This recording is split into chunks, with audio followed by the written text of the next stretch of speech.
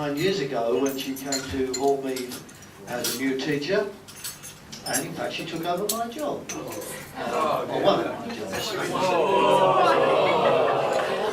which I bear her no ill at all. Anyway, we have known each other for a long time, and during that period she became very interested in the Kids Alive international programme, and has organised a number of things to do with Kids Alive, and Judy will explain all in just a few moments. So, ladies and gentlemen, can we give Judy a nice welcome? Thank you. No, I can't move again. Are you going to be able to hear me if I speak that microphone? What did you say? No, do you want me to use the microphone? It don't work. You use it. Can you hear me? Testing. Well, thank you very much for inviting me here today. It's a real privilege to be here, and you've made me very welcome. As George said, I started off working at Hallmead School, but ever since I was tiny, I always wanted to go do some sort of work in developing countries. And when I came to Hallmead, I heard David Spurdall giving an assembly, and it just occurred to me that maybe it would be an idea if we could take a team of children over to work in one of the Kids Alive centres.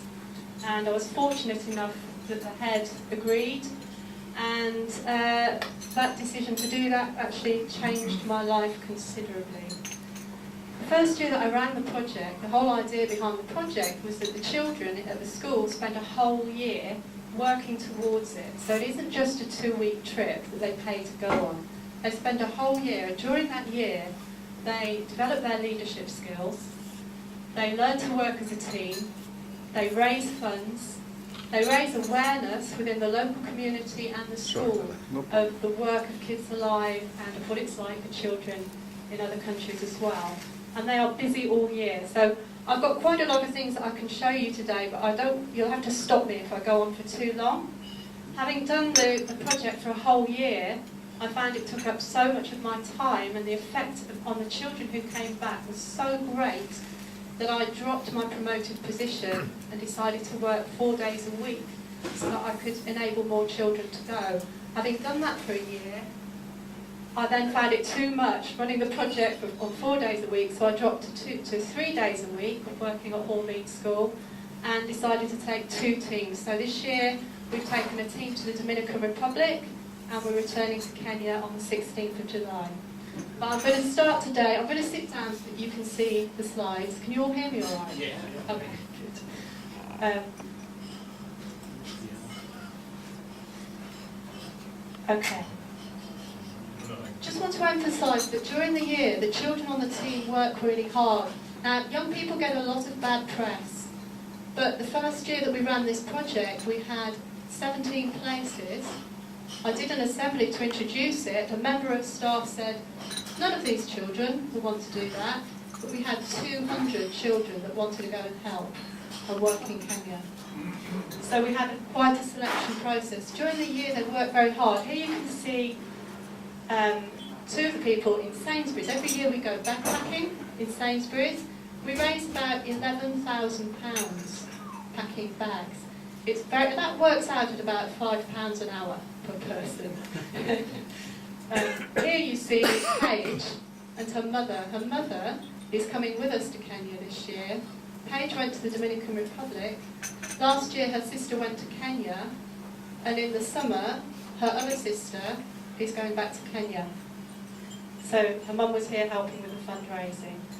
This is Leah, who's the other sister. She's the first year 8 child that we've taken.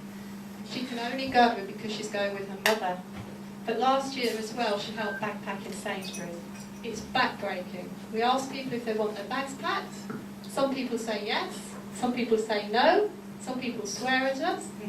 So they learn to cope with all sorts of people.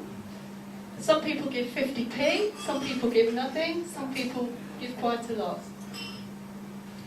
And at the end of the day, it's quite good fun counting up all the money. But Sainsbury's in Hornchurch have been a big support to us. This year, an unusual thing happened. We did a radio interview, and a policeman heard me, on the radio, came in to see me, and he said he worked for Customs and Excise and had a warehouse full of illegal goods. That's what they all say. So we were invited over to help in the warehouse, but also we were able to take the illegal goods as long as we took them out of the country to help the children who needed them most. We always try and do as much publicity as we can for Kids Alive. And that involves BBC Radio Essex have been interviewing us for the past year and a half and following our progress, and we also try and get into the local newspapers as much as we can. We do all sorts of fundraising. My life is ruled by fundraising at the moment. My house is full, my car is full, my classroom is full. One of the things we did was a cuddly toy sale. We do cake sales every week. We raise about £2,000 to £3,000 a year doing cake sales at school. This year we've had the Kids Alive Bear, where we've been running a competition. People buy the bear, take photos of him all around the world, or doing different things, and the winner will win a prize. The best photo will win a prize. Last year we went to a youth hostel in Sheringham. They were so impressed with the work that we did that they allowed us to have free use of the youth hostel this year, which was worth about £600. And we used that weekend for a team building weekend to train the children in all sorts of things like face painting, first aid, giving presentations to people. We get community groups in, we talk to them, we run activities for the local beavers to give the children a chance to practice with young people. So this is the two teams this year at the youth hostel, because this year for the first time we're going to 2 places. They learn to cook together, they have to do all the cooking, the planning of the meals. Here's Alex. Alex is going back for the 2nd time to Kenya this year. And we play silly games. This is a game where they managed to get me the first year, but I escaped this year because I knew what was going to happen. There we are. It's a very messy game. Another thing we do is a night hike, where we hike through the night and we get sponsored for it. This year we were delighted that one of the teachers from Kenya was able to join us because he's been over in England for 3 weeks. He spent a day at our school yesterday and he joined us on this hike. On the left there you can see Shadi. Shadi is one of David Spurdle's adopted sons from the Lebanon who comes with us on the trips. One of his other sons, Ahmed, runs the office at Kids Alive. This is our first ever team that went to Kenya. Every year we design our own t-shirts so that we can travel safely, and at all the events that we organise we wear our t-shirts, so we're advertising our cause. This was our first ever trip to Kenya. This sign was actually painted by the children, our children. And this here, you've probably seen pictures, I think, of the Corundus site before, so I haven't involved too many pictures here, but this is what they call the village where the children live and are cared for. When we get there, David always gives us a tour of the sites and explains to the children the backgrounds of some of the children. A lot of the children are HIV infected. They may have been abandoned, or they may have been abused, or they may have lost their parents. So Dave there is just explaining to them some of the things. We're delighted that we have a very close relationship with the school that you're sending books to. We managed to raise enough money last year to build 2 classrooms. The school there has been named after our school. It's called the Hallmead Academy, and these are the 2 classrooms that were funded by our fundraising. This year we've managed to raise about £16,000 so far, and we're hoping to fund 2 more classrooms. During the first year at the site, the whole school was what you see there. There were stables, and we worked during that first year to convert the stables. You can see the Hallmead children here. The roof was being removed, and we were also working on the floor of the classrooms. It's been very interesting for our children at our school to see how other children live and to appreciate how much they have. Especially for the children that go on the trips, they come back changed. They say it changes their lives, which I think it does. Here they're working on the floors. Together they work very, very hard. Children work with them. And here are the new floors that have been laid in the stable block.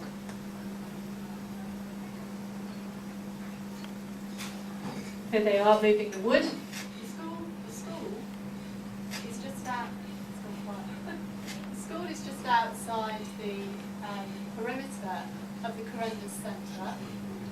But so at night we had to bring all the equipment back in case it was stolen. So this is what the children are doing here. One of the things that the children did was paint the sign for the school. We always use the skills of the children that we have with us. So if they're good at art, we do a lot of artwork. If they're good at sport, we do a lot of sport. Here, this is quite interesting because this was built with the materials that were removed from the roof during the first year. And all of those materials weren't thrown away. They were used to build this little block here, which is now the kitchen, where the ladies cook the food for the children who come in. And on the left there, you can see the new classrooms, which when we go this year, we're hoping we'll be able to decorate because they've been finished now. Could you move your hand? I think you may be actually interfering with the switch on the microphone in your left hand.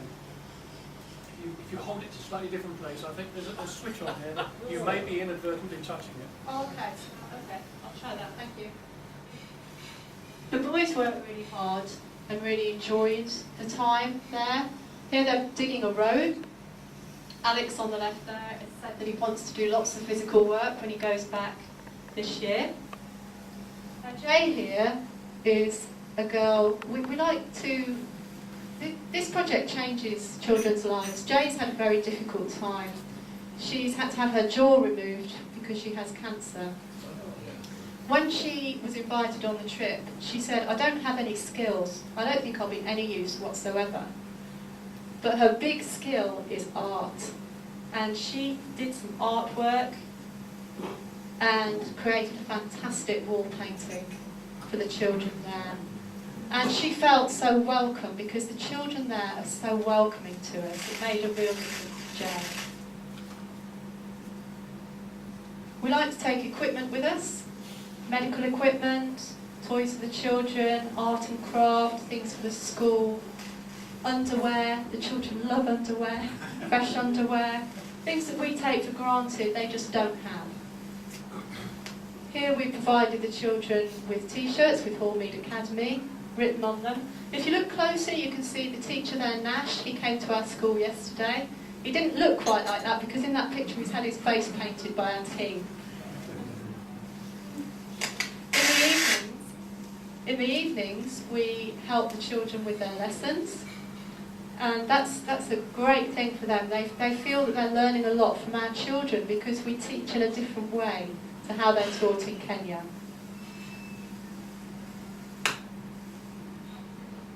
We also look after the children in all sorts of different ways. The relationships that are formed are lasting relationships. So here it's lunchtime, the children are given food by Kids Alive. It might be the only food that they get from the community because now we don't only have children at the school from the orphanage, we also have children coming in from the local community now that we've got more classrooms being built. We play games with them.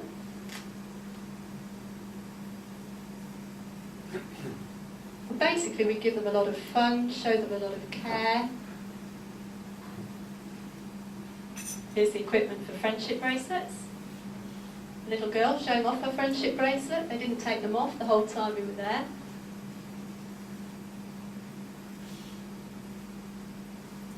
Arts and crafts. And we work with the adults that are there as well and form long relationships, good lasting relationships with them too. Bubbles is something really special for the children. Here we've got a girl whose skill was cup stacking, and she was actually a national champion for cup stacking. And so she took cups over to Kenya to teach them. And here the Kenyan girls are teaching Zoe there a dance, because we had a talent show where we shared talents.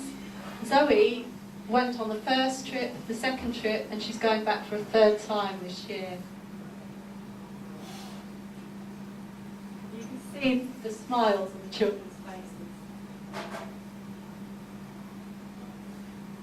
faces.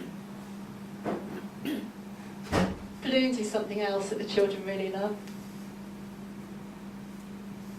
Usually when the children come back, they form such close relationships they don't want to leave. And a lot of them come home and then sponsor a child and write to them, and the communication stays.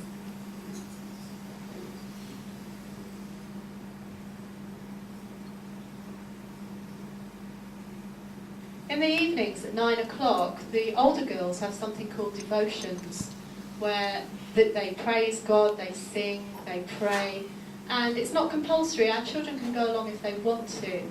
Last year, everybody did want to, and a lot of children, it really made them think about faith and about God. And quite a few have actually come back believing in God. One girl in particular who's had a very, very difficult life and has had all sorts of problems at school, she came back and, quote, said to me that she now believed in herself, in other people, and in God. And for me, that made it all worthwhile.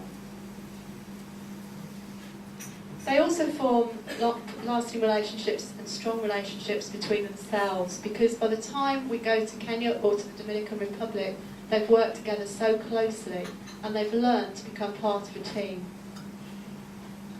We like to show them some of Kenya too, so here they are on a safari.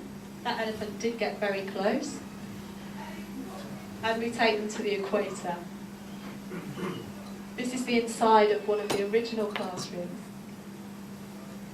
We like to take the children out too and give them treats. In Kenya, we took them to a water park. To them, going to a water park is a bit like us going to Florida for a fortnight or somewhere really special, because they don't get to go on trips like that.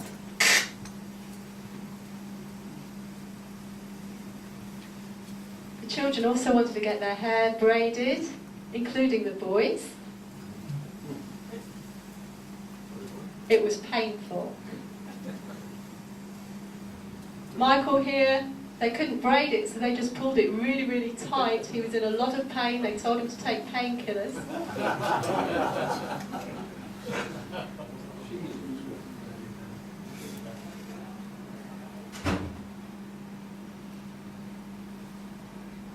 This was during our first trip where we'd been together. We go to church with them on Sundays. We're the only non-Christian group that go. Children don't have to be Christians to go on this trip. But going to church in Kenya is so different to going to church here. It's very, very lively, very joyful, and it really does make them think. They're looking sad because it's time to leave.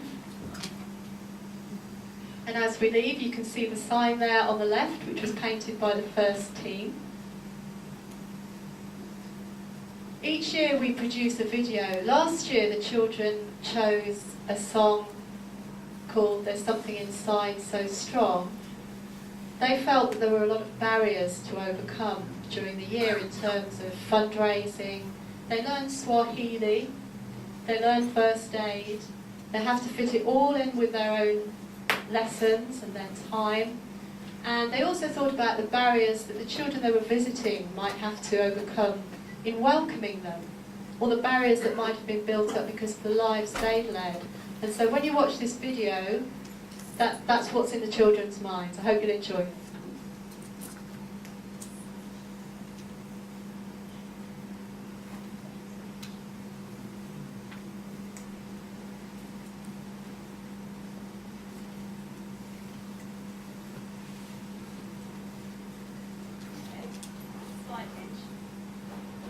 Start that again. Just start that again.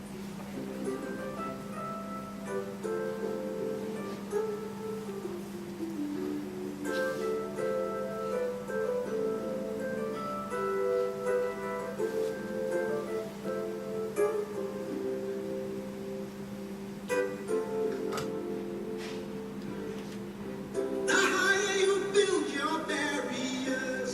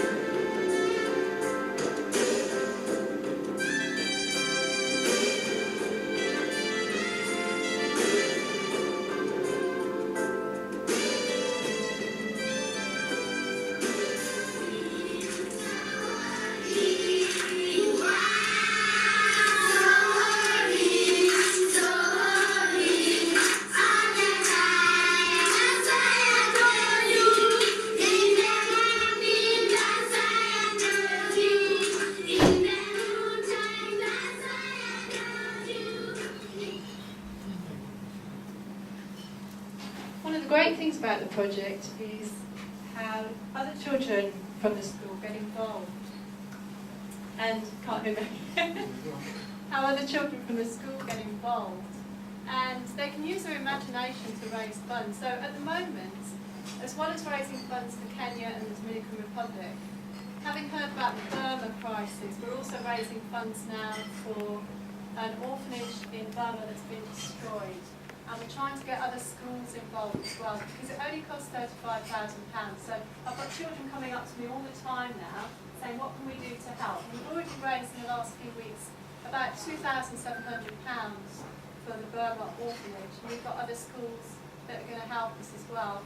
One little boy went away and did a bike ride, and he on his own managed to raise £670, which is fantastic. We've got a student teacher who's written a beautiful song for the kids alive, and that's being recorded by Engain School and our school. It's going to be cut onto CDs and sold for £5 a CD.